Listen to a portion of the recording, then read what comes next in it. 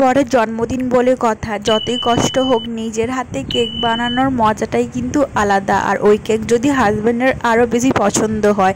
তো আমি এখানে বাড়িতেই আজকে হাজব্যান্ডের জন্মদিনের জন্য কেক বানাচ্ছিলাম। এটা কিন্তু জন্মদিনের আগের দিন আমি কেকটা বানাচ্ছিলাম, কারণ ওই দিন আমার হাতে অনেক কাজ ছিল, তো তার জন্য আমি এর আগের দিন বানিয়েছিলাম। তো প্রথমেই দেখলে আমি কড়াইতে নুন দিয়ে কড়াইটি একটু গরম করতে রেখে দিয়েছি। আর এইখানে আমি একটা বাটি নিয়েছি স্টিলের বা এই দেখো সিলভারের বাটি এখানে নিয়ে, তারপর মধ্যে একটা আমি নিউজ পেপার কাট করে নিয়েছি, কেটে নিয়েছি। এই বাটিটার সাইজেই কিন্তু কেটে নিয়েছি। তবে তার আগে আমি এখানে সাদা তেল লাগিয়ে নিয়েছি ভালো করে, যাতে কেকটা যখন দেব কেকটা যাতে না বসে যায়, ভালোভাবে যাতে উঠে আসে কেকটা, তার জন্য। তো এখানে আমি একটা বড় একটা বাটি নিয়ে নিয়েছি, আর তার উপরে আমি একটা ছাঁকনি নিয়ে নিয়েছি, যাতে যে সমস্ত জিনিসগুলো আছে না বড় বড়, ওইগুলো হাতে ছাঁকনির মধ্যে আটকে যায়।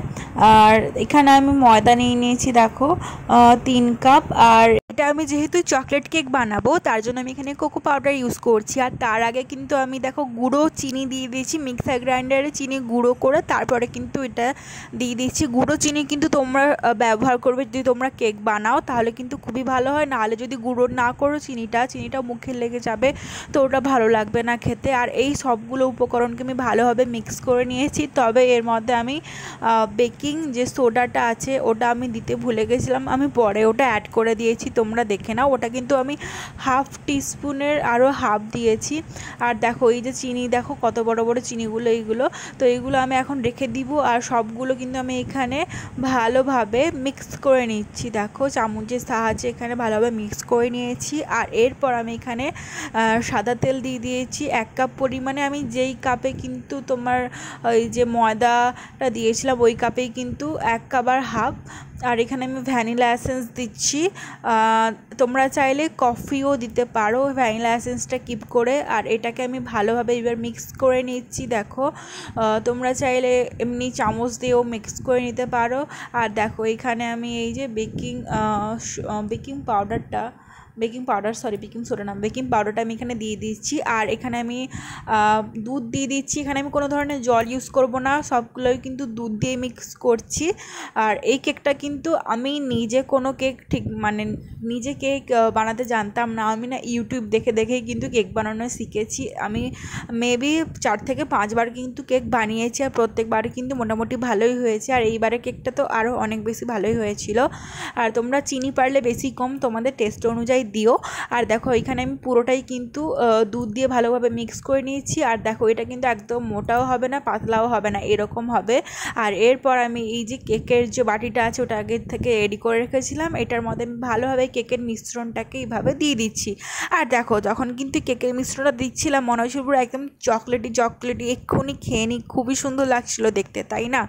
তো তোমরা কেক বানিয়েছো কমেন্ট করে জানাও। আর তোমাদের ফার্স্ট কেকটা কেমন হয়েছিল ওটাও কিন্তু কমেন্ট করে জানাতে একদমই ভুলবে না।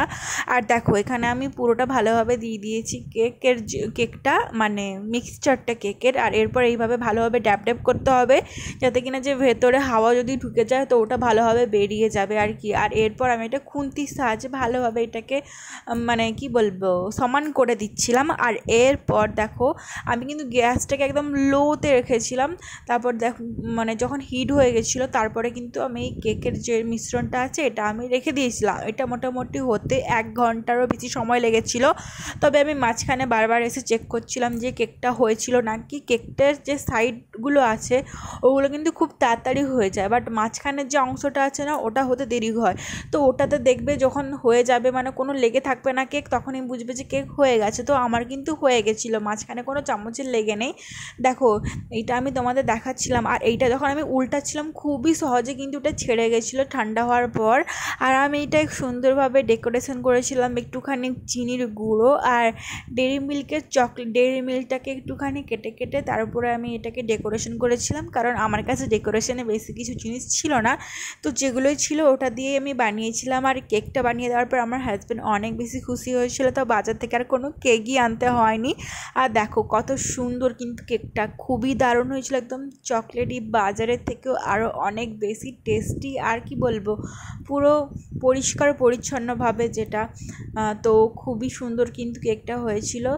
তোমরা কমেন্ট করে জানাও যে কেকের ভিডিওটা তোমাদের কেমন লাগলো। আরও যদি তোমরা কেকের ভিডিও চাও তো অবশ্যই কমেন্ট করে জানাও, আমি তোমাদের সঙ্গে শেয়ার করব। আর ভিডিও যদি ভালো লেগে থাকে অবশ্যই করে লাইক করে দিও, আর এই ভিডিওটাকে বেশি বেশি করে শেয়ার করে দিও এবং সেই সঙ্গে সঙ্গে আমার ইউটিউব চ্যানেল এবং পেজটাকে সাবস্ক্রাইব করে নিও।